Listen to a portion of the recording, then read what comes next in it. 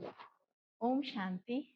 आज 24/5/2026 चे अव्यक्त बापदादांचे महावाक्य पुनर्चलित मुरली आहे 28/2/2010. आज अव्यक्त बापदादांनी महावाक्यांमध्ये खूप सुंदर देह अभिमानाच्या मीपणाची होळी कशा पद्धतीने जाळायची, परमात्म संघाचा रंग कसा लावायचा, देह अभिमान अर्थात मीपणाचे किती प्रकार आहेत आणि या मीपणाला जिंकण्यासाठी काय करायचे, आणि बाबांनी आज पूर्वीच्या अभ्यासाचा आढावा घेतला. बाबांनी जो अभ्यास दिला होता क्रोधरूपी धोत्र्याचे फूल वाहा, तर त्याचाही बाबांनी निकाल रिझल्ट आज पाहिला. आणि सोबतच बाबांनी विविध पद्धतीच्या ड्रिल अर्थात अभ्यास आपल्याकडून करून घेतला. चला तर आजचे अव्यक्त बापदादांचे रविवारचे महावाक्य ऐकूया. मुरलीचं टायटल आहे देहभानाच्या मीपणाची होळी जाळून परमात्म संघाच्या रंगाची होळी साजरी करावी. आज सर्वोत्तम पवित्र बाप आपल्या मुलांसोबत होळी साजरी करण्यासाठी आलेले आहे. मुलांच्या मस्तकावर भाग्याचा तारा चमकताना बाबा पाहतात आणि इतके श्रेष्ठ भाग्य कल्पात कुणाचेही नाही हे आठवण करून देतात. बाबा म्हणतात संगम युगात जी प्राप्ती आहे ती भविष्यात सुद्धा डबल पवित्रतेची प्राप्ती होते. आज संगम युगावर आपण जर पवित्र राहिलो तर सतयुगामध्ये त्रेतायुगापर्यंत सुद्धा डबल पवित्रतेचा मुकुट आपल्याला मिळतो. इतके श्रेष्ठ भाग्य कल्पात कुणाचेही नाही. कशामुळे बाबा भाग्यशाली म्हणतात? कारण सतयुगामध्ये आत्मा आणि शरीर दोन्हीही पवित्र आहे. पूर्ण कल्पात कुणीही धर्मात्मा सुद्धा डबल पवित्र नाही. शरीर आणि आत्मा दोन्ही पवित्र. बाबा म्हणतात कितीही धर्मात्मा श्रेष्ठ आत्मा असू द्या त्यांचेही नाही. म्हणून डबल पवित्रतेची निशाणी आहे दोन मुकुटधारी, दुहेरी मुकुट, पवित्रतेचा आणि सोन्याचा मुकुट. बाबा पुढे सांगतात होळी हे पवित्रतेची निशाणी आहे, पवित्रतेचे प्रतीक आहे. बाबा म्हणतात तुम्ही संगम युगावर प्रत्येक दिवस, प्रत्येक पाऊल उमंग उत्साहामध्ये राहता, उमंग उत्साहामध्ये प्रत्येक पाऊल पुढे ठेवता. म्हणून दुनियेमध्ये सुद्धा आठवणीच्या रूपात किंवा प्रतिकात्मक रूपाने उत्सव हा उमंगाने उत्साहाने साजरा केला जातो. बाबा म्हणतात परमात्मा संघाच्या रंगाची होळी खेळा. आता जुने स्वभाव संस्कार योग अग्नीने जाळा. जेव्हा योग अग्नीच्या द्वारे आपण आपले जुने स्वभाव संस्कार जाळणार तेव्हाच परमात्म्याच्या संघाचा रंग लावू शकतो. आधी जाळावं लागेल, मग परमात्मा संघाचा रंग लागेल. जाळल्याशिवाय रंग नाही लागणार. म्हणून दुनियेमध्ये सुद्धा होळी साजरी करताना सर्वप्रथम होळी जाळली जाते अर्थात पेटवली जाते आणि नंतर मग रंग खेळला जातो. बाबा म्हणतात ते तर स्थूल रूपामध्ये रंग म्हणजे स्थूल रूपात होळी जाळतात आणि मग स्थूल रूपात अर्थात वरवर रंगही लावतात, स्थूल रंग लावतात, इथला हिरवा पिवळा रंग लावतात. बाबा म्हणतात का स्थूल रूपातच फक्त साजरी का करत आहेत? कारण देह अभिमानाची वृत्ती आता वाढली आहे. देह अभिमानाच्या वृत्तीमुळे त्या सणाच्या मागे, त्या उत्सवाच्या मागे काय रहस्य होतं ते सोडून दिलं. फक्त वरवर विधी म्हणून जाळलंही जातं आणि रंगही लावला जातो. पूर्ण कल्पात कुणीही आध्यात्मिक होळी साजरी करत नाही. बाबा म्हणतात तुम्ही फक्त अशी मुले आहात आध्यात्मिक होळी साजरी करता आणि डबल पवित्रही बनता. ते आध्यात्मिक अर्थ न जाणता साजरी करतात म्हणून ते डबल पवित्रही बनत नाहीत. होळीचा अर्थ बाबांनी थोडासा स्पष्ट केला की जी गोष्ट होऊन गेली ती होली अर्थात झाली आणि झाले ते झाले, संपले. तर त्यामुळे व्यर्थ विचार करणे, त्याला पुन्हा वारंवार आठवण करणे हे नकोय. होळी म्हणजे संपलं, जे झालं ते सोडून द्या. होमवर्क बाबांनी दिला होता त्याचा आढावा बाबांनी घेतला. बाबा म्हणतात माझ्या जन्मदिवसानिमित्त तुम्हाला मी क्रोध भेटवस्तू म्हणून मागितला होता, तर तुम्ही तो देऊन टाकला का? पुन्हा वापस तर नाही आला ना? बाबांनी निकाल पाहिला. बाबा म्हणतात काही जणांनी विशेष लक्षही दिले की क्रोध आता वापस येऊ नये. काही जणांनी लक्षही दिले, कंट्रोल पण ठेवला आणि काही जणांनी सफलतेचा अनुभवही केला. तर बाबांनी विचारलं, कंट्रोल ठेवून सफलता प्राप्त करणाऱ्यांनी हात वर करा. बाबा म्हटले पुढं हा अभ्यास चालू ठेवा. क्रोधाचे कारण काय आहे, विजय कसा प्राप्त करायचा, त्याचं बीज काय आहे यावरती विचार करा. नेहमी आपले भविष्य स्वरूप समोर ठेवायचं आणि सदैव हर्षित राहायचं. बाबा म्हटले जर पाहायचंच आहे तर कोणाला पहा? बापदादांना पहा. विशेष कर ब्रह्मा बाबांना पहा की कितीही परिस्थिती विघ्न समोर असतानाही बाबा हर्षित राहिले, खुश राहिले. कर्मातीत वायुमंडल मध्ये सुद्धा अव्यक्त फरिश्तापणाचा अनुभव केला. बाबा म्हणतात काही परिस्थिती येतात, परंतु कधी मोठा आवाज तर नाही झाला, कधी थोडी मनस्थिती परिस्थिती तीव्रतेमध्ये तर नाही आली. चेक करायचे.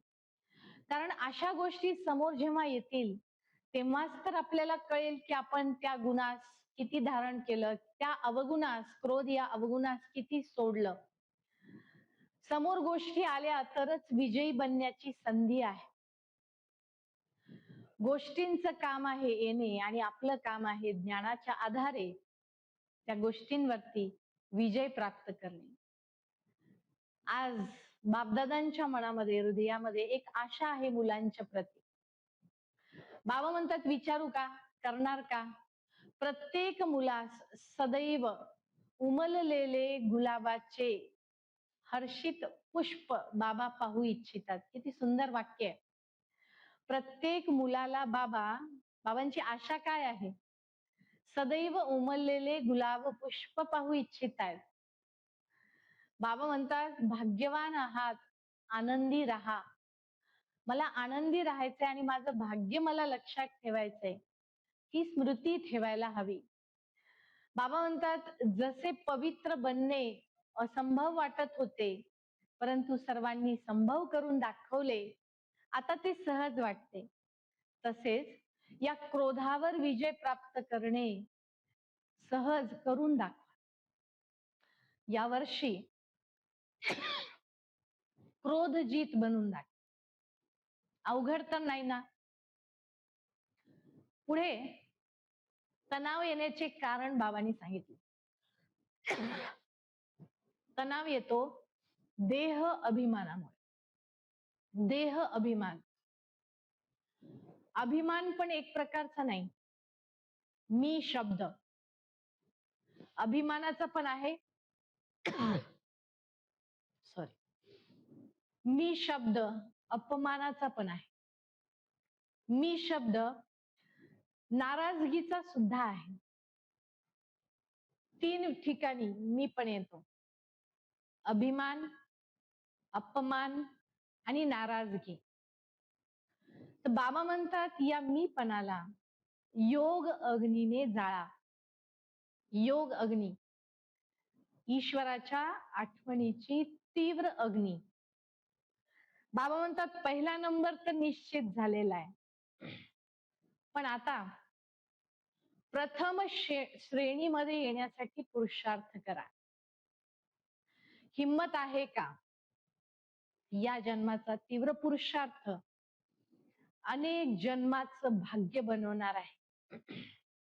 गोष्टी येतील जातील, परंतु गोष्टींच्या मागे आपले भाग्य गमावू नका. खूप सुंदर वाक्य बाबांचं.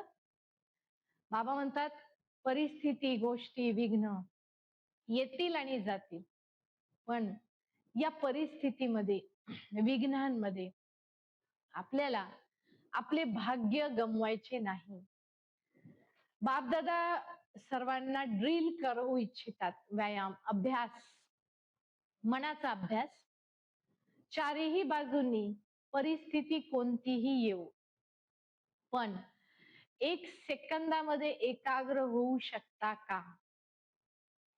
व्यर्थ विचारांच्या वादळामध्ये एकाग्रता कायम राहते का? हे चेक करायला सांगितलं बाबांनी. बाबांनी हा अभ्यास करून घेतला. ड्रिल, जसं आपण शरीराचा व्यायाम करतो, हा मनाचा व्यायाम बाबांनी करून घेतला. बाबा म्हणतात विभिन्न प्रकारचे व्यर्थ विचार, विभिन्न प्रकारच्या व्यर्थ परिस्थितीमध्ये येणारे विचार, त्यामध्ये एका सेकंदात मन आणि बुद्धीला एकाग्र करू शकता का? हा अभ्यास पहा. 1 सेकंद परमधाम मध्ये स्थित होऊ शकता का?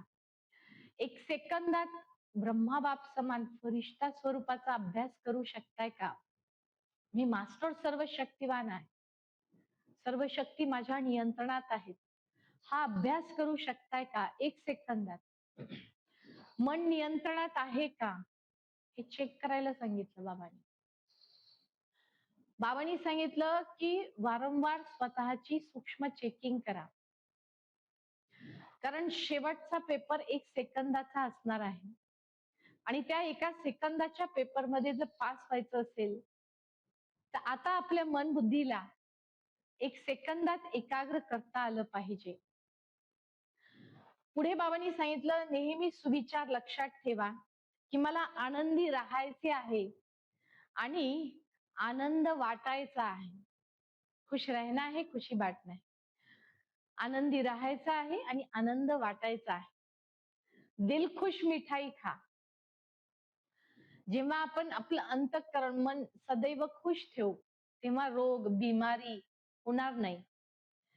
मनामध्ये नाराजगी उदासी आहे, मन खुश नाहीये, तर मग शरीराला हे व्याधी व्हायला लागतात.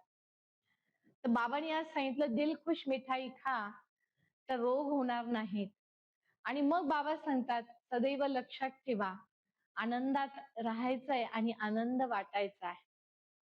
मग बाबांनी सर्वांना चारही बाजूच्या अनेक मुलांना एकेकाचे स्वमान टायटल लक्षात करून देऊन एकेकाला आठवण करून नमस्ते केलं. आपणही म्हणायचं आहे आत्मिक मुलांची आत्मिक पित्यास विशेष नमस्ते नमस्ते. आजचं वरदान नेहमी फरमानच्या तिलक धारण करणारे, प्रथम बक्षीस घेणारे फरमान वरदार आत्मा भव. बाबा म्हणतात जे आज्ञेनुसार चालतात ते तिलक धारण करून प्रथम बक्षीस घेतात, तेच आज्ञाधारक मुलं. बाबांनी खूप सुंदर उदाहरण दिलं.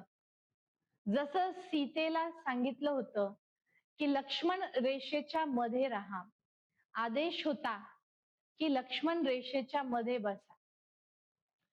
तसेच बाबांच्या आज्ञेनुसार जर आपण राहिलो तर सुरक्षित राहणार.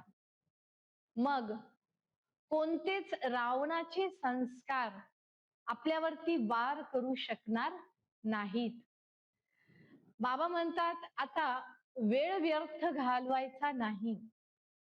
जर आपण आज्ञेनुसार नाही चाललो, रावणाच्या संस्कारांनुसार मध्ये मध्ये चालत राहिलो तर व्यर्थ विचार चालतील आणि वेळही वाया जाईल.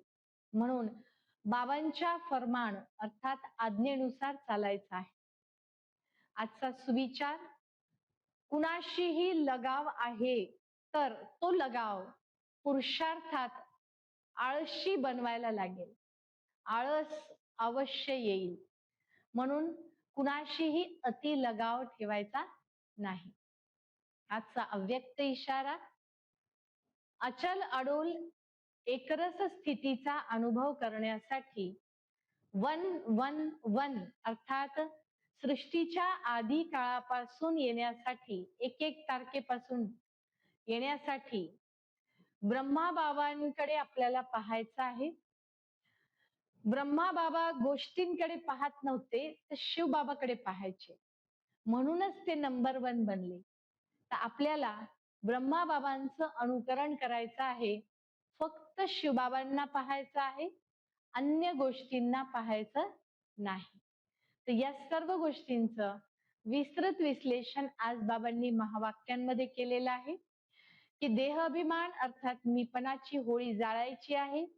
परमात्म संघाचा रंग लावून घ्यायचा आहे. होळी शब्दाचा अर्थ लक्षात ठेवून ज्या गोष्टी घडल्या त्यांना सोडून द्यायचं आहे. क्रोधाचे कारण आणि बीज शोधून क्रोधाला समूळ नष्ट करायचं आहे. परिस्थिती येतील पण सदैव मला हर्षित राहायचंय, आनंदी राहायचंय, खुशीमध्ये राहायचंय आणि पवित्रतेचं व्रत धारण करायचंय. मन आणि बुद्धीला 1 सेकंदात फुलस्टॉप लावायचा आहे. हा अभ्यास खूप सुंदर आज बाबांनी दिलेला आहे. तो आपण नक्कीच आचरणात आणूया. ओम शांती.